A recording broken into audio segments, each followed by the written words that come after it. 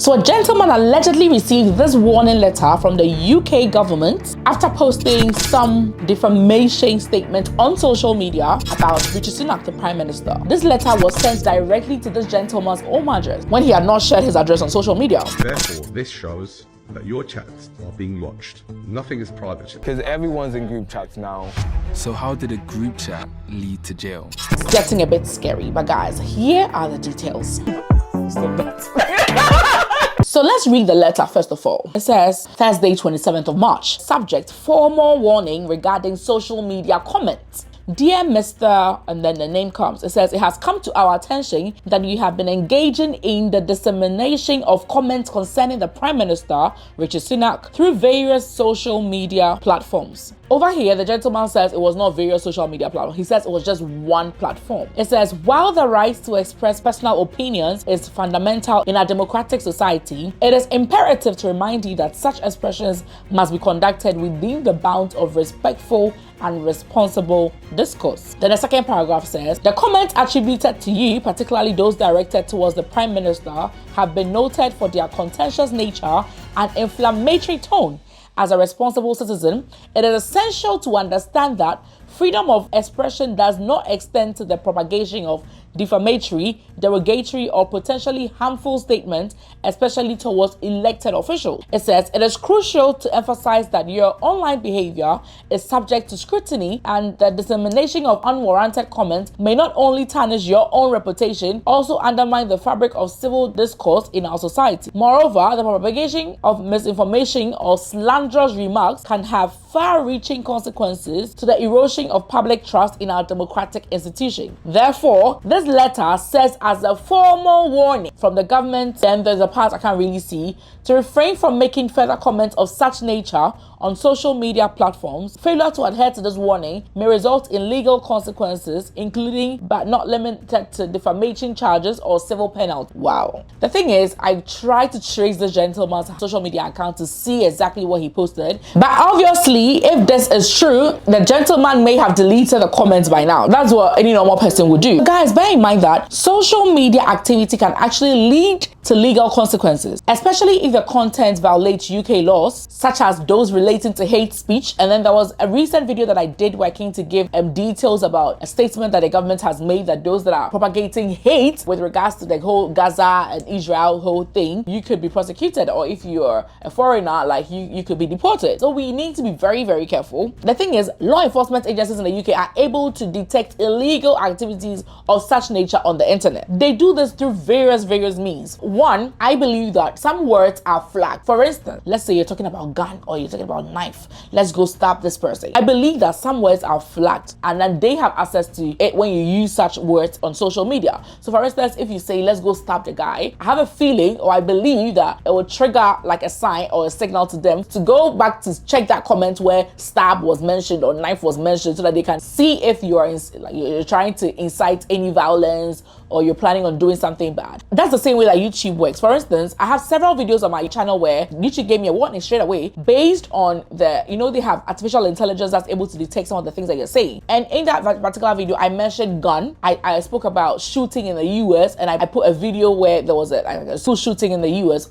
in the video. And then I'll show you that I was warned, and then YouTube warned me that I'm going to have limited sort of like recommendations because of the nature of the video. I don't think there's somebody on YouTube watching all the videos that people post on YouTube. However, the artificial intelligence was able to detect that I mentioned gun, and then there was shooting in the video, and hence that warning. I believe that the UK law enforcement, they have similar ways that they use to detect such words, and then they're able to trace you, obviously, go further, do the further investigation and see if what you posted is concerning, and then if they have to arrest you. We always have to remember that everything online leaves a digital footprint. Don't think because you're using a ghost account, or don't think because you've created a second handle and you're using to do all those foolish things on social media, you cannot be traced. You can't actually be traced. There's always a footprint. And then another way that these law enforcement are able to trace some of these things is that they contact social media platforms. So obviously, let's say you posted guns on your Facebook or wherever, they are able to contact Snapchat or Facebook to give them the further details about this person who posted these things.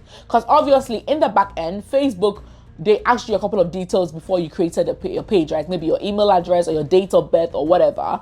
And obviously, you know that if they get your email address, they get your government's name or your official name, they may be able to pull out a whole lot. They can even pull out your school, your birth certificate, and everything is linked. I mean, the car number, your home address, even your previous addresses, they can trace all of that, especially if you're in this part of the world. It's so easy. Let me just say that this video is proudly sponsored by LEMFI. LEMFI is an international money transfer app, okay, that allows you to send money from the UK, US, and Canada to over 10 different African countries. Talk about Ghana, talk about Nigeria, talk about Benin, Rwanda, Cameroon, and so many other countries, and with no transfer charges, zero transfer charges. As a matter of fact, if you also use the referral code NANEL, and then you make a first transfer of about £100 or $150 or Canadian dollars, you qualify to get either £10 or as much as $20 or 30 Canadian dollars as a bonus. And remember that no transfer charges, and they have the best rates ever. Thank you, LEMFI, for sponsoring today's video. Remember, the fact that you have a ghost account does not mean you're exempt. This can affect you as well. There's something very controversial. In the comment section, this person posted this letter on Twitter, and in the comment section there were people saying that this is not true, the UK government will never do that.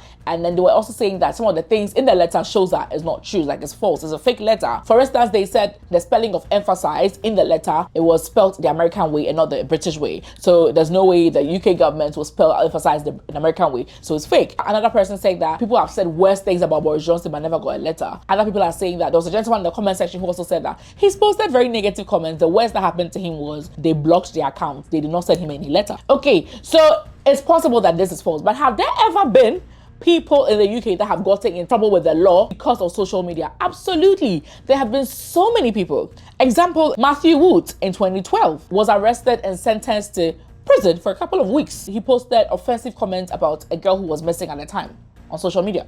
Yeah, he just posted offensive comments about the girl. The girl was called April, and he was trying to link the girl's missing to April Fool and blah, blah, blah. And he was just being heartless, and he was arrested and sentenced to prison.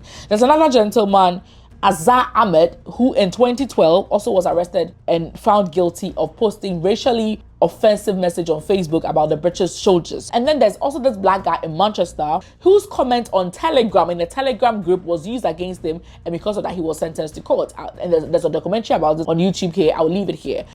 In November 2020, 16-year-old John Sawyer was brutally murdered on the streets of Manchester.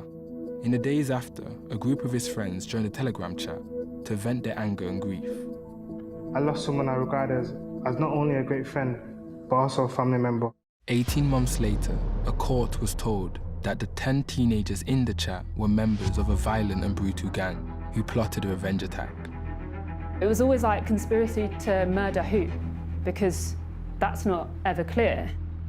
The trial would result in all 10 being sent to jail for a total of 131 years. One of them was Ade, a promising athlete and student. I've done every single thing right, and somehow one little slip up has overweighed all my good things. If it can happen to him, it can happen to anyone. Because everyone's in group chats now. So how did a group chat lead to jail?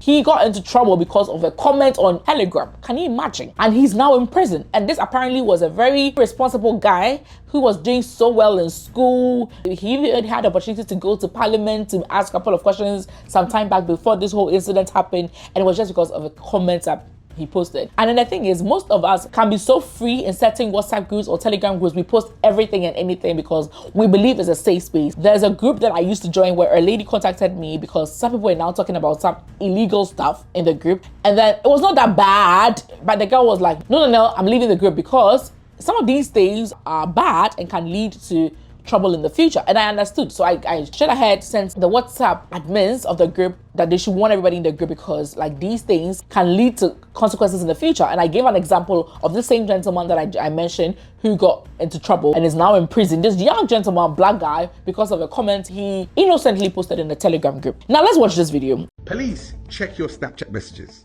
Back in 2022, a British Indian man was on a flight from the UK to Menorca, where he had told his friends that he was on his way to blow up the plane and that he was a member of the Taliban.